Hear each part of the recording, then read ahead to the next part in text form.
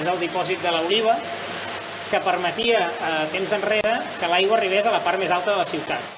És un dipòsit que encara fa servei i forma part del centenar d'elements patrimonials relacionats amb l'aigua que l'empresa municipal mixta d'aigües de Tarragona, l'Institut Català d'Arqueologia Clàssica i la Universitat Rovira i Virgili ha documentat. L'objectiu és posar en valor els aqüeductes, les sínies, les fonts, els pous i la resta de patrimoni que expliquen la relació de la ciutat amb l'aigua. Hi ha elements molt importants al nostre voltant que lamentablement poca gent coneix, com és el cas de la mina de l'Arquebisbe, i molts d'altres que van tenir en la seva època, o inclús encara tenen avui, una funció molt important i que moltes vegades passen desapercebuts. Sintetitzar i resumir els esforços dels tarragonins en obtenir aigua.